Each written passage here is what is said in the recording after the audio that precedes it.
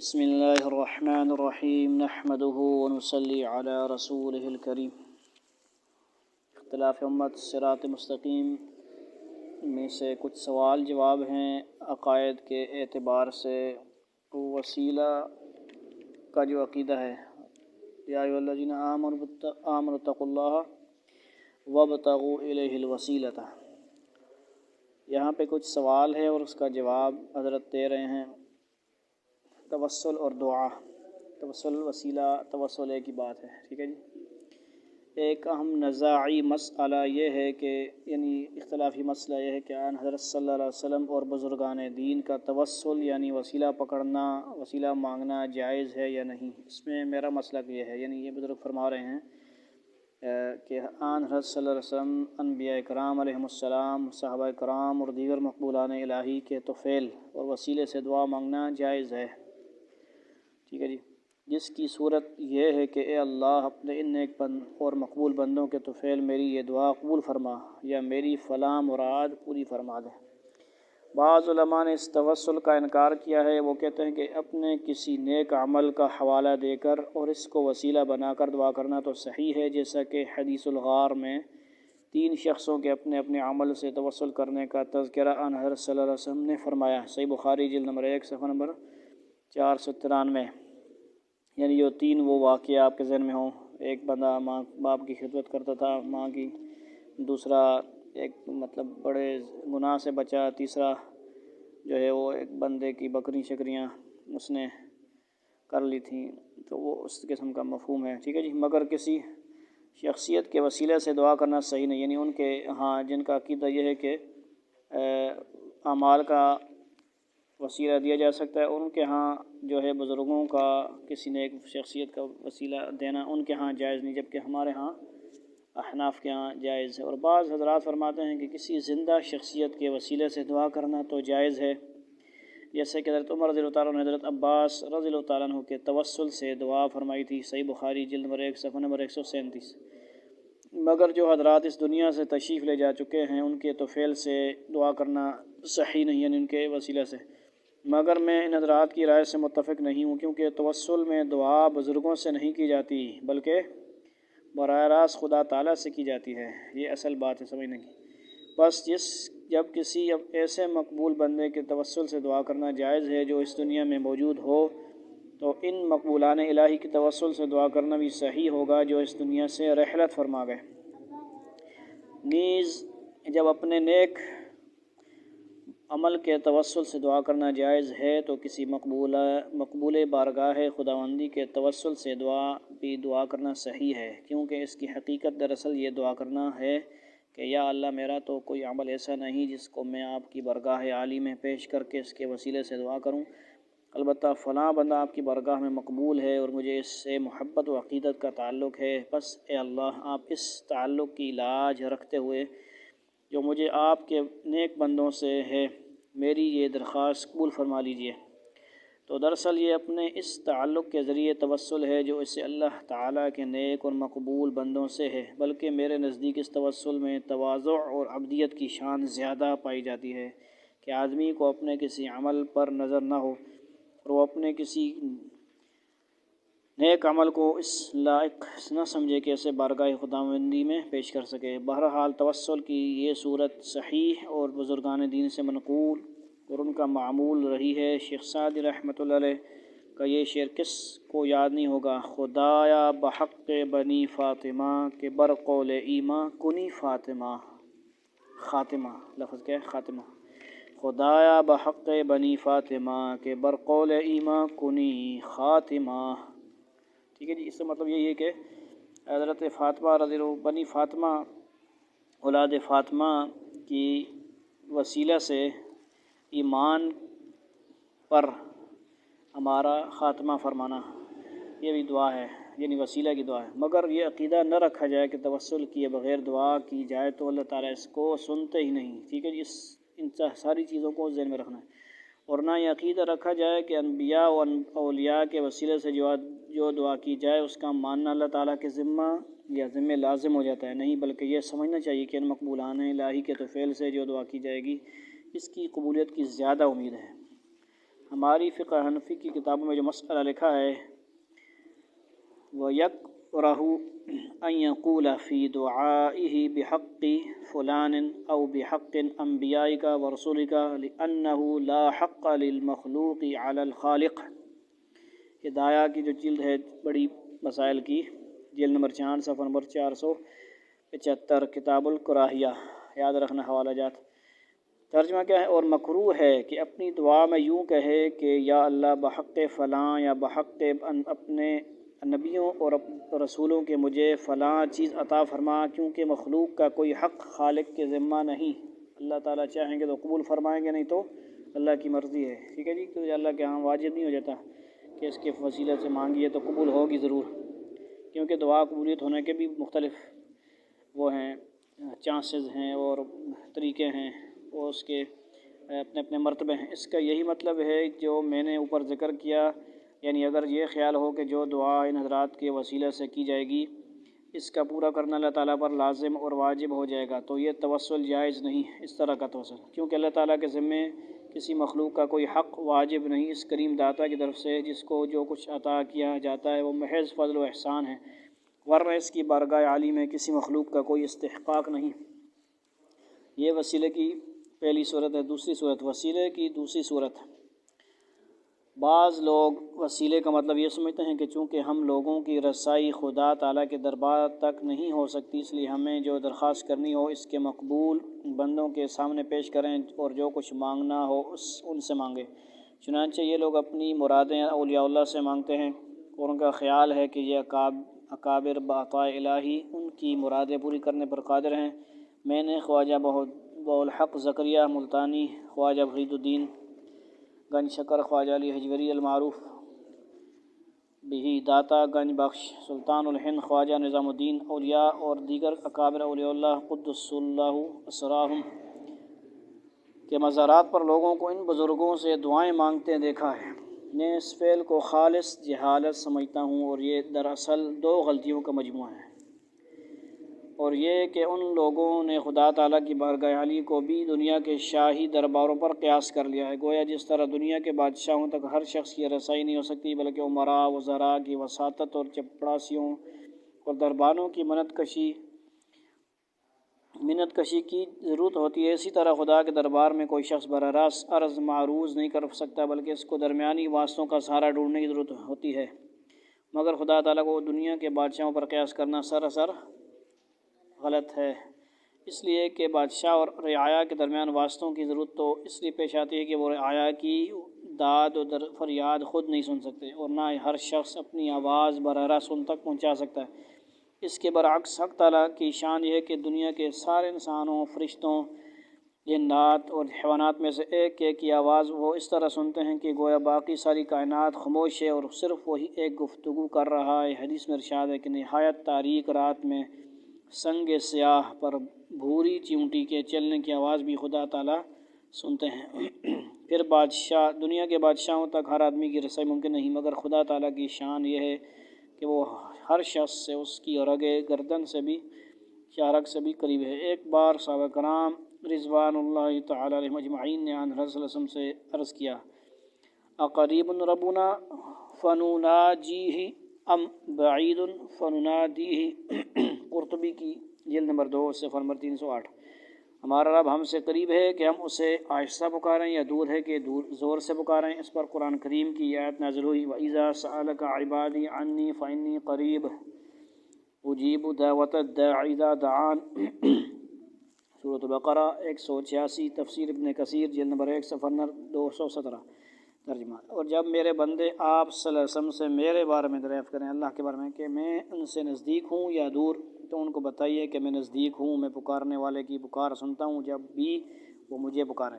فرمائیے، ایسا دربار جس میں ہر شخص ہر آن اور ہر لمحے اپنی درخواست پیش کر سکتا ہو اور جہاں ہر درخواست پر فوراً کارروائی ہو اور جو ہر درخواست کو پورا کرنے اور ہر شخص کی ساری مرادیں برلانے کی قدرت رکھتا ہو، اور پھر وہ رحیم و شفیق بھی ایسا ہو کہ خود مانگنے والوں کا منتظر ہو، ایسی بارگاہ کو چھوڑ کر در بدر کی ٹھوکریں کھاتے پھرنا عقل و دانش کی بات ہے یا حماقت و جہالت کی؟ حق تعالیٰ کے دربار کی تو یہ شان ہے کہ ہر کے خواہد کو بیا و ہر کے خواہد کو برو، دارو گیر و حاجت دربان دردی دری درگاہ نیست۔ ترجمہ کیا اس کا؟ جس کا جی چاہے آئے اور جس کا جی چاہے جائے، اس دربار میں نہ دار و گیر ہے اور نہ دربان کی حاجت۔ ایک بزرگ نے خور فرمایا، جو کتا در در پھرے اسے در در در در ہو، اور جو ایک ہی در کا ہو رہے اسے کاہے کو در در ہو۔ سمجھتا ہے کہ نہیں بات؟ دوسری غلطی ان لوگوں سے یہ ہوئی کہ انہوں نے یوں سمجھ لیا کہ جس طرح شاہان دنیا کچھ مناصب و اختیارات گورنروں اور ماتحت افسروں کو تفویض کر دیتے ہیں، اور اس تفویض کے بعد انہیں زیر اختیار معاملوں میں بادشاہ سے رجوع کی ضرورت نہیں رہتی، بلکہ وہ اپنے اختیارات کو استعمال کرتے ہوئے ان امور میں خود ہی فیصلے کیا کرتے ہیں۔ کچھ یہی صورت حق تعالیٰ شانہ کی بادشاہی میں بھی ہوگی۔ اس نے بھی کائنات میں تصرف کے کچھ اختیارات نبیوں، ولیوں، اماموں، شہیدوں کو عطا کر دیے ہوں گے، اور خدائی کے جو محکمے بعطا الہی ان بزرگوں کے سپرد کر دیے گئے ہیں وہ ان میں خود مختار ہیں، جو چاہیں کریں اور جس کو چاہیں دیں یا نہ دیں۔ لیکن یہ غلطی پہلی غلطی سے بدتر ہے، بڑی غلطی، اس لیے کہ دنیا کے بادشاہ یا سربراہان ممالک جو اختیارات اپنے ماتحت گورنروں اور یا افسروں کے حوالے کر دیتے ہیں، اس کی وجہ ان کا عجز و قصور ہے کہ وہ اپنی قلمرو کے ہر چھوٹے بڑے کام کو خود کرنے سے قاصر و معاونین کے محتاج ہیں۔ وہ اپنے گورنروں اور افسروں کی مدد کے بغیر نظام مملکت نہیں چلا سکتے۔ اس کے برعکس حق تعالیٰ شانہ کی شان یہ ہے کہ اسے کائنات کے ایک ایک ذرے کا علم بھی ہے، اور اس پر قدرت بھی۔ کائنات کی کوئی چھوٹی بڑی چیز نہ اس کے علم سے باہر ہے اور نہ اس کے حکم قضاء و قدر سے آزاد ہے۔ حق تعالیٰ شانہ کا علم، اس کا ارادہ، اس کی مشیت، اس کی قدرت، اس کی تکوین زمین و آسمان کی ایک ایک چیز پر حاوی اور کائنات کے ایک ایک ذرے کو محیط ہے۔ درخت کا ایک پتا بھی اس کے علم و ارادے اور حکم کے بغیر نہیں رہ سکتا۔ اس لیے وہ کائنات کا نظام چلانے کے لیے کسی وزیر، کسی نائب اور کسی معاون کا محتاج نہیں۔ نہ اس کے نظام میں اس کا کوئی شریک ہے، نہ ہو سکتا ہے۔ نہ اس نے کائنات میں تصرف کے اختیارات کسی کو عطا کیے ہیں، نہ خدائی اختیارات کسی کو عطا کیے جا سکتے ہیں۔ حضرت قاضی ثناء اللہ حنفی پانی پتی رحمۃ اللہ علیہ فرماتے ہیں، مسئلہ دیکھیں، اگر کسے گوید کہ خدا و رسول بری عمل گواہ اند کافر شود، اولیاء قادر نیستند بر ایجاد معدوم یا اعدام موجود، پس نسبت کردن ایجاد و اعدام و اعطاء رزق یا اولاد و دفع و بلا و مرض وغیرہ بس و احسان کفر است۔ قل لا املک لنفسی نفعا ولا ضرا الا ما شاء اللہ، یعنی بگو اے محمد صلی اللہ علیہ وسلم، مالک نیستم من برائے خیشتن نفع روا نہ ضرر مگر آنچ خدا خواہد۔ ارشاد طالبین ہے، صفحہ نمبر 18۔ ترجمہ دیکھیں، مسئلہ اگر کوئی شخص کہے کہ اس بات پر خدا و رسول گواہ ہیں تو کافر ہو جائے گا، کیونکہ اس نے رسول اللہ صلی اللہ علیہ وسلم کو عالم الغیب سمجھا، اور اولیاء اللہ کسی غیر موجود کو وجود عطا کرنے اور کسی موجود کو معدوم کر دینے پر قادر نہیں۔ پس وجود دینے نہ دینے، رزق یا اولاد دینے اور مصیبت اور بیماری ہٹانے وغیرہ کی نسبت ان کی طرف کفر کرنا ہے۔ حق تعالیٰ کا ارشاد ہے، محمد صلی اللہ علیہ وسلم آپ فرما دیجئے کہ میں اپنی ذات کے لیے بھی نہ نفع کا مالک ہوں اور نہ نقصان کا، مگر جو کچھ خدا چاہے۔ اس لیے یہ تصور ہی سرے سے غلط ہے کہ مخلوق اپنے خالق کے سامنے عرضیاں پیش کرنے کے بجائے اس کے کسی نائب کے سامنے پیش کرے۔ الغرض وسیلہ پکڑنے کے یہ معنی کہ ہم بزرگوں کی خدمت میں عرضیاں پیش کیا کریں اور ان سے اپنی حاجتیں اور مرادیں مانگا کریں، بالکل غلط اور قطعاً ناروا ہے۔ قرآن کریم نے مخلوق کو پکارنے اور اس سے دعائیں مانگنے کو سب سے بدترین گمراہی قرار دیا ہے۔ ارشاد بانی تعالیٰ، ارشاد ربانی ہے، وَمَنْ أَضَلُّ مِمَّنْ يَدْعُو مِن دُونِ اللَّهِ مَنْ لَا يَسْتَجِيبُ لَهُ إِلَى يَوْمِ الْقِيَامَةِ وَهُمْ عَنْ دُعَائِهِمْ غَافِلُونَ۔ سورۃ الأحقاف 46 آیت۔ اور اس شخص سے زیادہ گمراہ کون ہوگا جو خدا کو چھوڑ کر ایسے معبود کو پکارے جو قیامت تک کسی تک بھی اس کا کہنا نہ کرے اور ان کو ان کے پکارنے کی بھی خبر نہ ہو۔ ترجمہ حضرت تھانوی رحمۃ اللہ۔ بزرگوں سے مرادیں مانگنا اور ان سے اپنی حاجات کے لیے دعائیں کرنا اس لیے بھی غلط ہے کہ دعا اعلیٰ ترین عبادت ہے۔ کیا ہے؟ عبادت۔ چنانچہ آن حضرت صلی اللہ علیہ وسلم کا ارشاد گرامی ہے، الدعاء مخ العبادہ، ترمذی مشکات صفحہ 194۔ دعا عبادت کا کیا ہے؟ مغز ہے۔ کیا ہے؟ ہاں، الدعاء هو العبادہ۔ ایک اور حدیث میں ہے الدعاء هو العبادہ ثم قرأ وقال ربکم ادعونی استجب لکم، مشکات صفحہ نمبر 194۔ ترجمہ: دعا ہی اصل عبادت ہے، اور یہ ارشاد فرما کر آن حضرت صلی اللہ علیہ وسلم نے یہ آیت پڑھی، تمہارے رب نے فرمایا ہے کہ تم مجھ سے دعا کرو، میں تمہاری دعا سنوں گا۔ اور ایک حدیث میں ہے لیس شیء اکرم علی اللہ من الدعاء، مشکات شریف صفحہ نمبر 194۔ اللہ تعالیٰ کی بارگاہ میں دعا سے زیادہ کوئی چیز قابل قدر نہیں۔ شیخ محدث عبدالحق محدث دہلوی رحمۃ اللہ علیہ ان احادیث کی شرح میں فرماتے ہیں کہ دعا افضل ترین عبادت اور عبادت کا مغز اس لیے ہے کہ عبادت کا خلاصہ معبود کے سامنے انتہائی عجز و بے بسی اور خضوع و تذلل کا مظاہرہ کرنا، اور یہ بات دعا میں اعلیٰ وجہ الکمال پائی جاتی ہے۔ اسی بنا پر اللہ تعالیٰ کی بارگاہ میں سب عبادات سے زیادہ لائق قدر ہے۔ حاشیہ مشکات۔ بہرحال جب یہ معلوم ہوا کہ دعا نہ صرف عبادت ہے بلکہ عبادت کا مغز اور خلاصہ ہے، تو حق تعالیٰ کے سوا جس طرح کسی اور کی عبادت جائز نہیں، اسی طرح کسی بزرگ ہستی سے دعائیں کرنا اور مرادیں مانگنا بھی روا نہیں، جائز نہیں، اس لیے کہ یہ عبادت ہے اور عبادت صرف اللہ تعالیٰ کا حق ہے۔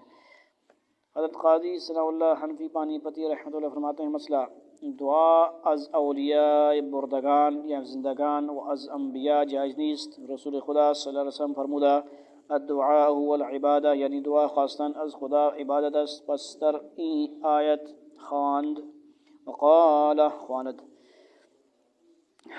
ٹھیک ہے، وقال ربکم ادعونی استجب لکم ان الذین یستکبرون عن عبادتی سیدخلون جہنم داخرین۔ 24 پارہ۔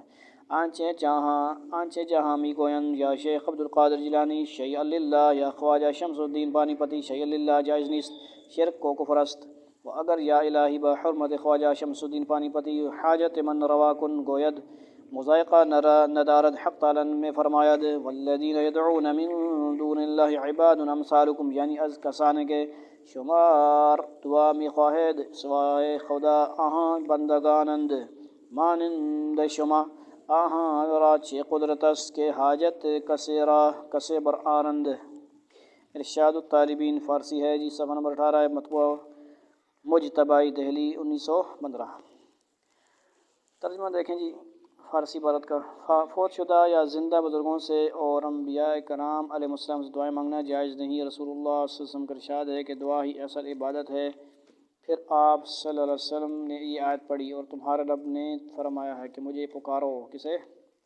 مجھے پکارو، میں تمہاری دعائیں سنوں گا۔ بے شک جو لوگ میری عبادت سے تکبر کرتے ہیں وہ جہنم میں ذلیل و خوار ہو کر داخل ہوں گے۔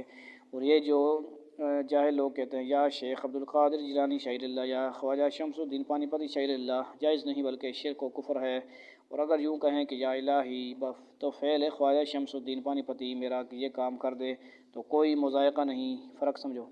اور حق تعالیٰ کا ارشاد ہے کہ خدا کے سوا تم جن لوگوں کو پکارتے ہو وہ بھی تمہاری طرح بندے ہیں، ان کو کیا قدرت ہے کہ کسی کی حاجت و مراد پوری کریں۔ وسیلے کی دعا۔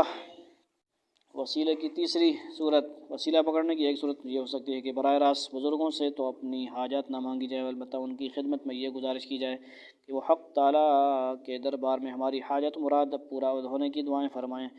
یہ صورت پہلی اور دوسری صورت کے گویا درمیان ہے، کیونکہ پہلی صورت میں تو مانگنے والا براہ راست خدا تعالیٰ سے مانگ رہا تھا، البتہ مقبولان الہی سے اپنے تعلق و محبت کا واسطہ دے کر دعا کر رہا تھا۔ دوسری صورت میں یہ اپنی حاجت ہی خدا تعالیٰ کے بجائے بزرگوں سے منظور کرا رہا تھا، اور تیسری صورت میں وہ مانگنا تو خدا تعالیٰ ہی سے چاہتا ہے مگر بزرگوں سے یہ کہتا ہے کہ وہ بھی اس کی حاجت کو خدا تعالیٰ سے مانگے اور اس کے حق میں مراد پوری ہونے کی دعا کریں۔ اس کا حکم یہ ہے کہ جو حضرات اس دنیا میں تشریف فرمائیں ان سے دعا کی درخواست کرنا تو عین سنت ہے۔ آن حضرت صلی اللہ علیہ وسلم کے وقت سے لے کر آج تک مسلمان ایک دوسرے کو دعا کے لیے کہتے آئے ہیں، کہتے ہیں کہ نہیں رہے وہ اکابر جو اس دنیا سے تشریف لے گئے ہیں ان کی قبر پر جا کر ان سے دعا کی درخواست کرنا صحیح ہے یا نہیں، اس کو سمجھنے کے لیے چند باتوں پر غور کرنا ضروری ہے۔ اول یہ کہ کسی کو خطاب کرنا ایسی صورت میں صحیح اور معقول ہو سکتا ہے جب کہ وہ ہماری بات سنتا بھی ہو۔ یہ مسئلہ کہ قبروں میں مردے سنتے یا نہیں ہماری کتابوں میں سماع موتیٰ کے عنوان سے مشہور ہے، اور اس مسئلے میں صحابہ کرام رضوان اللہ تعالیٰ علیہم اجمعین کے زمانے سے اختلاف چلا آ رہا ہے، بعض اس کے قائل ہیں اور بعض انکار کرتے ہیں، دونوں طرف بڑے بڑے اکابر ہیں، اس لیے اس مسئلے کا قطعی فیصلہ نہیں ہو سکتا، کیونکہ جس مسئلے میں صحابہ کرام کا اختلاف ہو اس میں کسی ایک جانب کو قطعی حق اور دوسری جانب کو قطعی باطل قرار دینا ممکن نہیں۔ پس جو حضرات سماع موتا کے قائل ہیں ان کے نزدیک مردوں کو خطاب کیا جا سکتا ہے، اور جو قائل نہیں ان کے نزدیک مردوں کو خطاب کرنا ہی درست نہیں۔ دوم یہ کہ آیا سلف صالحین یعنی بزرگ وغیرہ کا جو معمول رہا ہے کہ وہ اہل قبول سے دعا کی درخواست کیا کرتے ہوں یا نہیں؟ اس کا جواب یہ ہے کہ جو حضرات سماع موتا کے قائل نہیں تھے ان کا معمول تو ظاہر ہے کہ یہ نہیں ہو سکتا تھا، اور جو حضرات اس کے قائل تھے ان میں سے بھی کسی کے بارے میں مجھے یہ معلوم نہیں کہ یہ مولانا یوسف سے فرما رہے ہیں کہ ان کا یہ معمول رہا ہو۔ حضرت صلی اللہ علیہ وسلم نے منقول ہے، حضرت صلی اللہ علیہ وسلم سے منقول ہے کہ حضرت عمر رضی اللہ تعالیٰ عمرہ کے لیے تشریف لے جا رہے تھے تو آپ صلی اللہ علیہ وسلم نے ان سے فرمایا یا اخی لا تنسانا من دعائک، مسند احمد جلد نمبر 1 صفحہ نمبر 39، جلد نمبر 2 صفحہ 59۔ میرے بھائی ہمیں اپنی دعا میں نہ بھولنا، مگر آپ صلی اللہ علیہ وسلم سے یہ ثابت نہیں کہ آپ نے کسی نبی و صدیق کی قبر پر جا کر ان سے دعا کی فرمائش کی ہو۔ اسی طرح صحابہ تابعین بھی ایک دوسرے سے دعا کی درخواست کیا کرتے تھے، مگر کسی سے یہ ثابت نہیں کہ انہوں نے کسی شہید کی قبر پر جا کر ان سے دعا کی درخواست کی ہو۔ شاہ عبدالعزیز محدث دہلوی رحمۃ اللہ علیہ کے فتح میں ہے استمداد از اموات اخواہ نزدیک قبور باشد یا غائبانہ بے شبہ بدعت اس در زمانہ صحابہ تابعین نبود، لیکن اختلاف است دران کہ این بدعت سیئہ است یا حسنہ و نیز حکم مختلف می شود با اختلاف طریق استمداد۔ فتاوی عزیزی جلد نمبر 1 صفحہ نمبر 99۔ مردوں سے مدد طلب کرنا خواہ ان کی قبروں پر جا کر کی جائے یا غائبانہ بلا شبہ بدعت ہے۔ صحابہ تابعین کے زمانہ میں یہ معمول نہیں تھا، لیکن اس میں اختلاف ہے کہ یہ بدعت سیئہ ہے یا حسنہ۔ نیز استمداد کے مختلف طریقوں کی بنا پر یہ حکم بھی مختلف ہو جائے گا۔ سوم یہ کہ جب اس کے جواز و عدم جواز میں بھی کلام ہے، اور سلف صالحین کا معمول بھی یہ نہیں تھا کہ کیا اس کو مستحسن سمجھ کر اس کی اجازت دے دی جائے، یا اس کا جواب یہ ہے کہ یہ ایسی چیز بدعت کہلاتی ہے۔ اسی بنا پر حضرت شاہ صاحب نے اس کو بلا شبہ بدعت است فرمایا ہے، اور میں سنت و بدعت کے بارے میں تو شاید آگے چل کر کچھ عرض کر سکوں، مگر ایک مختصر اتنا یہاں بھی عرض کر دیتا ہوں کہ جن چیزوں کو سلف صالحین نے مستحسن نہیں سمجھا اس میں ما و شبہ کا یعنی ہمارا تمہارا کوئی اعتبار نہیں۔ ایسے امور کے بارے میں امام ربانی مجدد الثانی قدس سرہ کا ارشاد ہے کہ این فقیر در ہے چہ بدعت عظیم بدعت حسن و نورانیت مشاہدہ نمی کند و جز ظلمت و قدورت احساس نمی نماید۔ مکتوبات امام ربانی دفتر اول مکتوب 186۔ یہ فقیر ان بدعتوں میں سے کسی بدعت میں حسن اور نورانیت کا مشاہدہ نہیں کرتا، اور بدعتوں میں سوائے ظلمت و قدورت تو اور کوئی چیز نظر نہیں آتی۔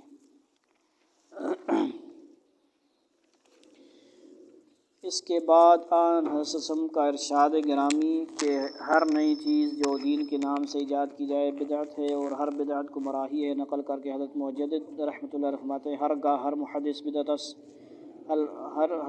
محدث بدعتس و ہر بدعت ضلالت پس معنی حسن در بدعت چے بود۔ حوالہ بالا۔ ترجمہ فرماتے ہیں جب ہر نئی بات بدعت ہے اور ہر بدعت گمراہی ہے، پس بدعت میں حسن و خوبی کے کیا معنی، یعنی حسنہ اور سیئہ کیا مطلب؟ اس ناکارہ کے نزدیک حضرت مجدد قدس سرہ کو یہ ارشاد آب زر سے لکھنے کے لائق اور اس باب میں قول فیصل کی حیثیت رکھتا ہے۔ بہرحال جو بزرگ فوت ہو چکے ہیں ان کی خدمت میں یہ عرض کرنا کہ وہ ہمارے لیے دعا کریں ایک مشتبہ سی بات ہے بس، جب کہ ہمارے لیے حق تعالیٰ سے دعائیں مانگنے کا راستہ کھلا ہے، اور جب کہ حق تعالیٰ نے ہماری دعاؤں اور التجاؤں کو قبول کرنے کا قطعی وعدہ بھی فرما رکھا ہے، تو میں اس بات کو قطعا ناموزوں سمجھتا ہوں کہ اس واضح اور صاف راستے کو چھوڑ کر خواہ مخواہ ایک ایسا طریقہ اختیار کیا جائے جس میں حضرت مجدد الثانی رحمۃ اللہ علیہ کو بدعت کی نحوست اور تاریکی نظر آتی ہو، اور اس کے جواز عدم جواز میں بھی کلام ہو۔ یہاں یہ عرض کر دینا بھی ضروری سمجھتا ہوں کہ یہ ساری بحث غیر انبیاء میں ہے۔ انبیاء کرام علیہ السلام خصوصاً حضرت صلی اللہ علیہ وسلم سرور کائنات صلی اللہ علیہ وسلم کے بارے میں میرا عقیدہ حیات النبی کا ہے،